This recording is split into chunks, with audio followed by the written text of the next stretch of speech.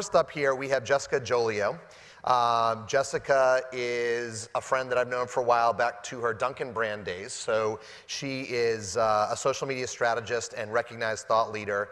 She's written a book, which I'll mention in a minute. She's currently the head of the design lab at Sprinkler, who is one of our sponsors as well, so thank you. But a thought leader in her own right.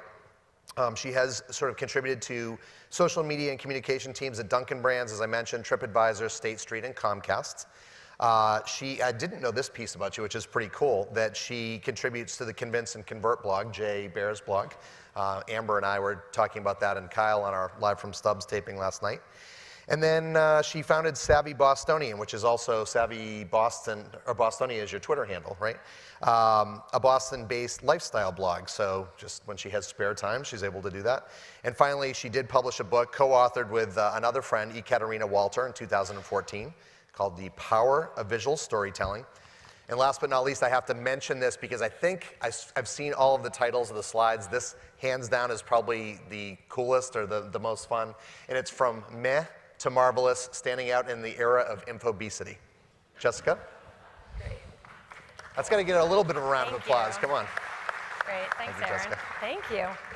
Well, that's great. I got to stand up when I talk. So thanks for that wonderful introduction. It's really great to be here. This is my third South by now. I've been at 2 W2O pre-conference summits before. They're fantastic. So really excited to have my first chance to speak at one.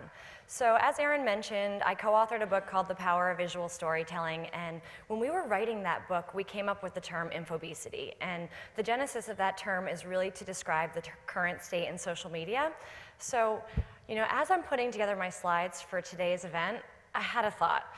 The era of infobesity is kind of like South by Southwest. If you think about it, you know, there's tons of great conference talks, there's tons of great networking opportunities, and there's fantastic events like the W2O Geek-A-Q, which is where this picture is from last year.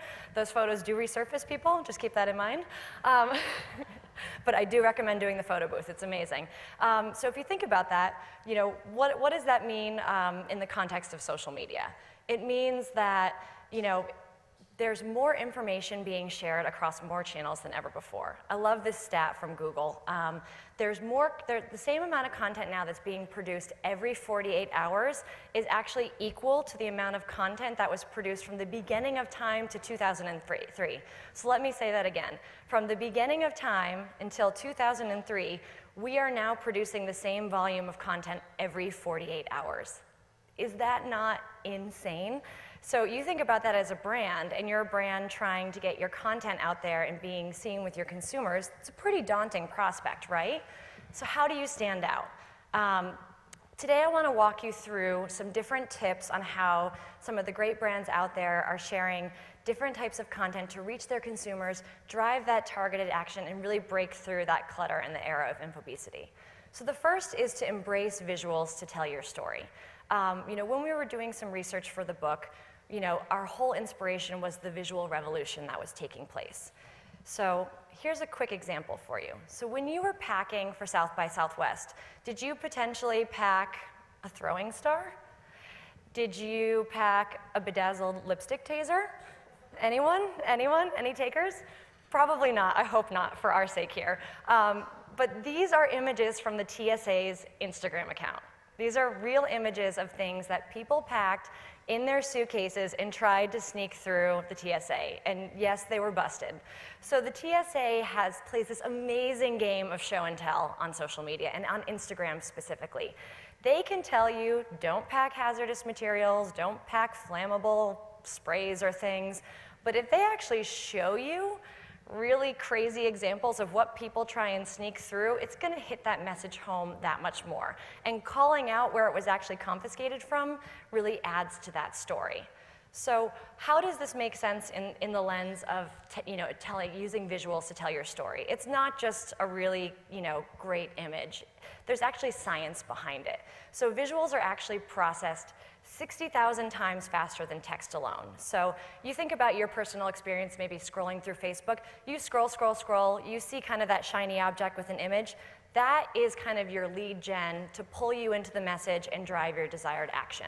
So obviously there's things like paid and targeting that will help that message kind of get in front of you, but really, if you think about it, if 90% of information transmitted to the brain is visual, that's a huge competitive advantage as to why you'd want to go with an image, an infographic, a different type of video. But that's not to say you want to feed the Infobesity beast and just spray tons of visual content out there. The best brands out there, like what the TSA is doing, they are staying extremely true to their brand voice, their brand goals, their brand objectives.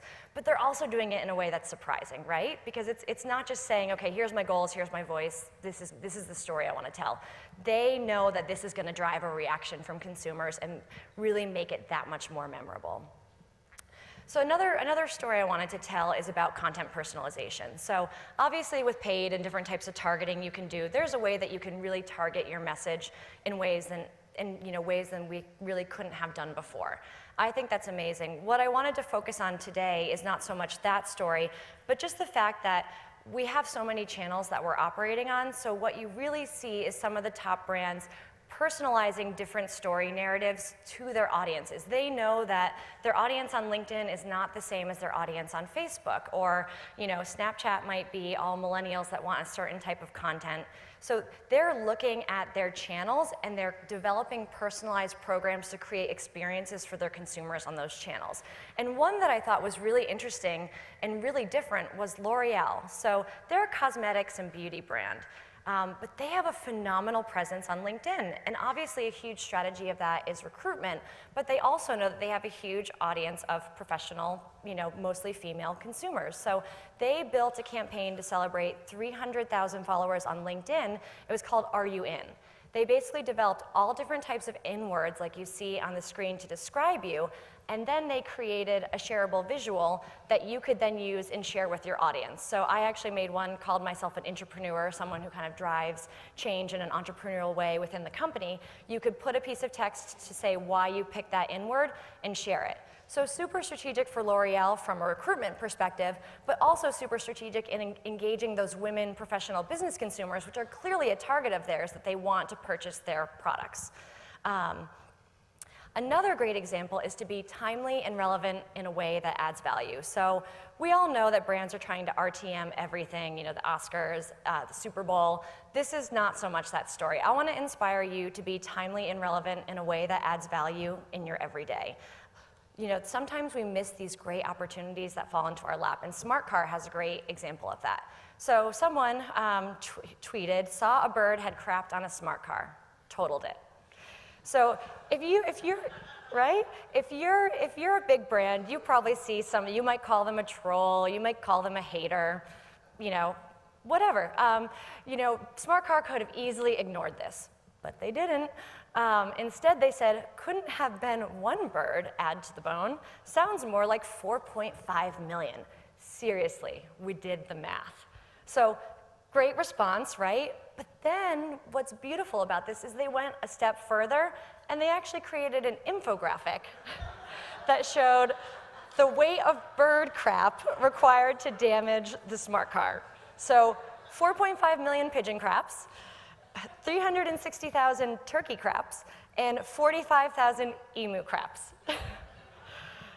I mean, how amazing is that? So not only did this went immediately, this just took off from there. This ended up generating like 22 million impressions, was circulated, became publicity stories, and obviously not every fan response you do is gonna reach this kind of magnitude, but the point is, in the era of social media, it could.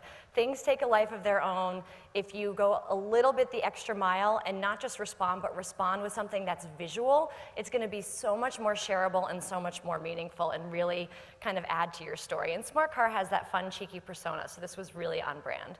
Another example I wanted to share, so as Aaron mentioned, I was with Dunkin' Donuts before I came to Sprinkler. We did a fantastic partnership with Shark Week. So Dunkin' Donuts has these crazy, amazing, passionate brand advocates that cannot imagine, a day without their favorite Dunkin' coffee or food item. And when you take the passion of Dunkin' fans and the passion of Shark Week, which is like a whole new level, like even more crazy than our consumers were, we thought that we would do, we had like a TV integration and sponsorship. We did some kind of cool stuff with Xbox around it. Then we came up with the idea to do a selfie contest. So it was called Take a Bite, Take a Pic, and we challenged consumers to take a selfie of them biting into their favorite breakfast food for a chance to win some really cool Shark Week swag. And as you can see here, I'm actually pictured in one of these. We actually had like our whole, as many employees as we could get to participate do kind of cedar photos, so we're all like biting into our favorite donuts. But see some of the consumer pictures where people were painting their faces, they were staging these elaborate photo shoots on the beach. And kind of what's the story and takeaway here is that if you tap into brand advocates and evangelists for these type of subject matters, they're gonna carry your message so much further than like if I'm putting some cute, kind of posts and putting some paid media behind it. That helped us get in front of people, but their passion for participating in this and their commitment to like taking it from here to here was really what made this campaign infinitely more successful than we could have imagined. So that was fantastic. So another one here is surprise and delight. So one challenge, if you want to try this, try tweet it at Benefit Beauty and hashtag Beauty Boost. They send you these fantastic pick-me-ups that are cheeky and fabulous, like your lashes are longer than a supermodel's legs.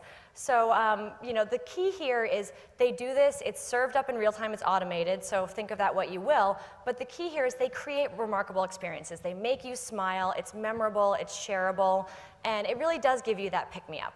And we at Sprinkler also practice what we preach here. We had a consumer where we had an outage, and it was on someone's birthday. It was not good for them. So not only did we send cupcakes to the office and realize that they weren't in the office, they were actually traveling for work, we actually sent room service to them with cake for their birthday. So again, this to me is the future of social media, where we know that we need to stand out, we need to cut through the clutter. What's the best way to do that? It's creating remarkable experiences for your consumers. So if there's one challenge I can give to you, it's don't focus on just creating amazing content and programs. Focus on creating remarkable experiences with those content and programs, and you will be so much more successful and drive so much more engagement. So that is it. Thank you.